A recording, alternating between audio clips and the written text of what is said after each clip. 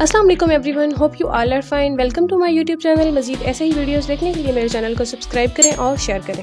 तो चलते हैं हमारे आज के लेक्चर की तरफ। तो आज के इस लेक्चर में हम लोग पढ़ेंगे पोस्ट मॉडर्न पीरियड को, जो स्टार्ट होता है 1939 से, और कहा जाता है कि ये पीरियड जो है पोस्ट मॉडर्न ये अभी तक ख़त्म नहीं हुआ। इसी पोस्ट मॉडर्न टाइम में ही जो है सेकेंड वर्ल्ड वार होती है और काफ़ी तबाहियाँ लेकर आती है। अब हम बात करेंगे इस टाइम के मनार की। तो जैसा कि हमने प्रीवियस वीडियो में पढ़ा था, एडवर्ड एट जो है वो डिवोर्सी से शादी करता है, तो उस वजह से उसको एब्डिकेट कर दिया जाता है। तो फिर इसका जो है ब्रदर होता है एल्बर्ट प्रिंस, वो आता है और उसको रीगल नेम मिलता है जॉर्ज सिक्स। वो 1936 से 1952 तक रूल करता है। वो टोटली अनलाइकली कैंडिडेट होता है फॉर किंग, क्योंकि वो इसके लिए प्रिपेयर्ड नहीं होता और ना ही उसकी कोई ऐसी इंटेंशन होती है। अच्छा, इसकी वाइफ जो होती है वो क्वीन एलिजाबेथ होती है और इनकी 2 बेटियां होती हैं। और इसी के जो है रेन के दौरान वर्ल्ड वार सेकेंड आती है और इस रॉयल फैमिली को काफ़ी प्रेस्टीज और इज़्ज़त मिलती है क्योंकि इनकी एफर्ट्स की वजह से ड्यूरिंग वार। फिर जो है 1952 को क्वीन एलिजाबेथ सेकेंड, जो उसकी डॉटर होती है, फर्स्ट डॉटर, वो आती है रेन पे। और कहा जाता है क्वीन एलिजाबेथ सेकेंड जो है उसने इंजॉय किया second longest rain after queen Victoria. और फिर जो है 8 सितंबर 2022 को इसकी भी डेथ हो जाती है। और फिर इसका जो बेटा है किंग चार्ल्स थर्ड, वो आता है अपनी मदर की डेथ के बाद।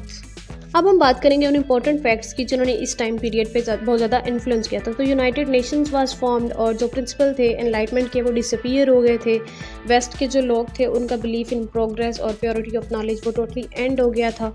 और जो है most of the colonies became independent. Universities में जो है वो बहुत ज़्यादा फ़िलोसफिकल और लिटरेरी थीरीज़ का जो है वो सोर्स बन गई थी। क्रिश्चियन फेथ जो है वो अपना होल्ड लाइफ और सोसाइटी से लॉस्ट करती जाती है। मैंस गुडनेस पे जो बिलीफ होता है वो डिक्रीज़ हो जाता है। ग्लोबलाइजेशन और इंफॉर्मेशन टेक्नोलॉजी जो है वो रैपिडली ग्रो करती है।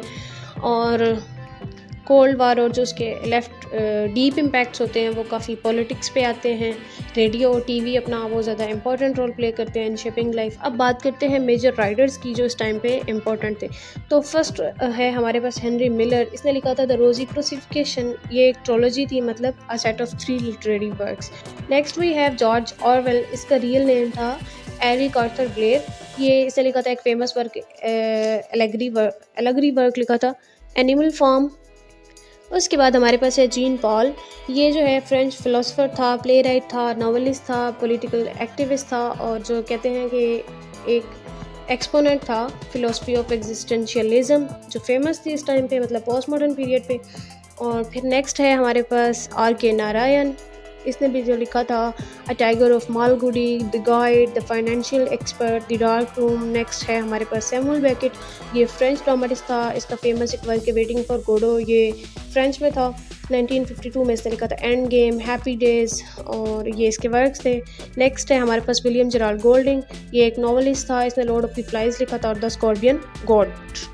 नेक्स्ट है हमारे पास आर्थर मिलर। इसने लिखा था death of a salesman after the fall, the price. और नेक्स्ट है हमारे पास फिलिप लार्किन। इसने लिखा था the less deceived, the Whitsun weddings, high women, high windows. फिर है हमारे पास टेड ह्यूज। इसने लिखा था the hawk in rain, crow. और हरोल्ड पिंटर है, इसने लिखा था the birthday party, the caretaker. ये हमारे सिलेबस में ऐड भी है, FPSC के सिलेबस में भी ऐड है। द होम कमिंग लिखा था इसने।